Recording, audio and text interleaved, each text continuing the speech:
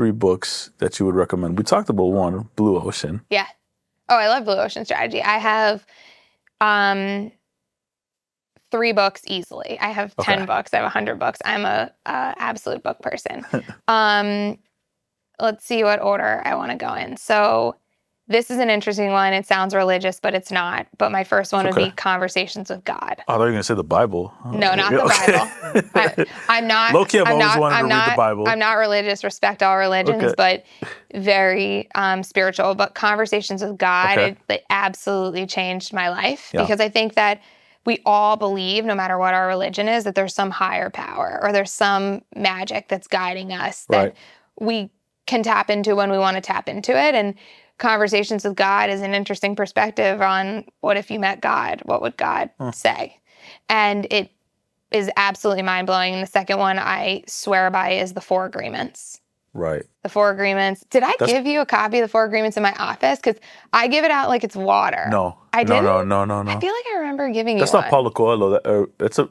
Don Miguel Ruiz. Ruiz, it's Ruiz, yeah. See? It's meant to be. You need to read it. I gotta read The 4 Agreements. I've seen it for years, teaches to not take anything personally and to not make assumptions. And that's where you don't think about dream killers. Yeah. Because you're just... I'll be clear, I don't take it personal. Again, like... You just know they exist. They exist, but you know what it is? To your point, I think about it as more like I wasn't ready to communicate that. Yes. They were confused on how I was communicating it. Yeah. That's on me. So I got to get better at that. That's and then so the next. Speaking of getting better at communicating, my third book would be Nonviolent Communication. Nonviolent communication. Yeah. I've never heard of it. Highly recommend. It teaches you how to communicate with people nonviolently, and it reminds you and enlightens you to the fact that we communicate very violently. We don't listen. Right. We don't stop to think about somebody else's needs in a particular moment of time.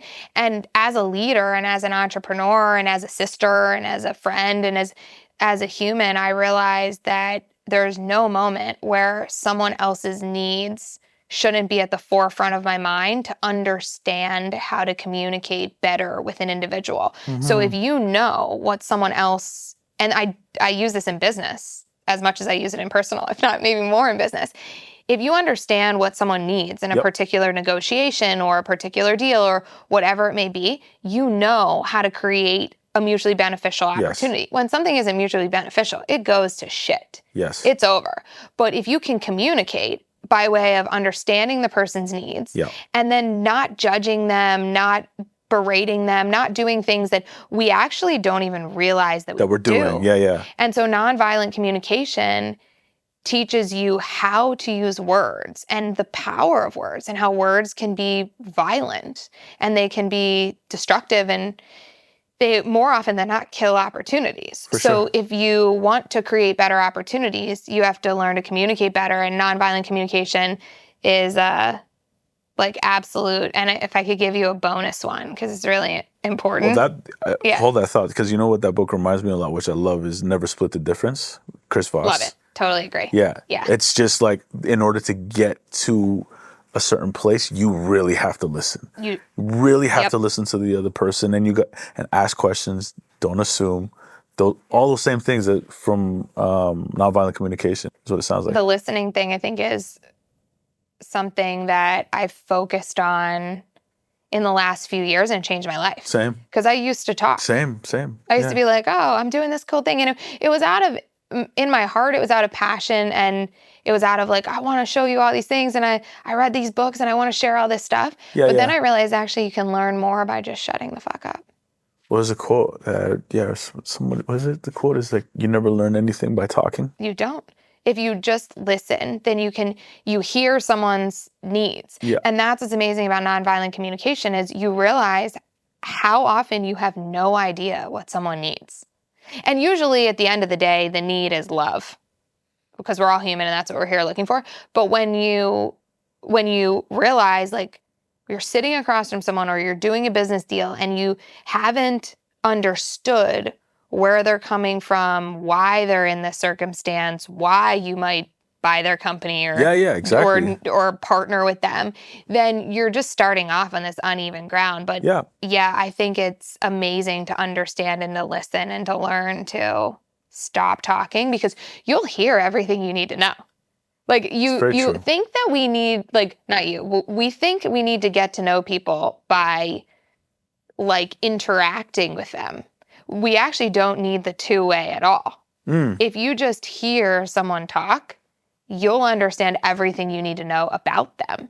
If you just listen to the things they have, if you actually hear. But we don't hear because we're too interested in making sure that someone sees a perception of our reality that we want them to see. And so we're always telling a story instead of just being like, well, what if I don't tell a story? What if I just listen to your story? Then how would I respond naturally?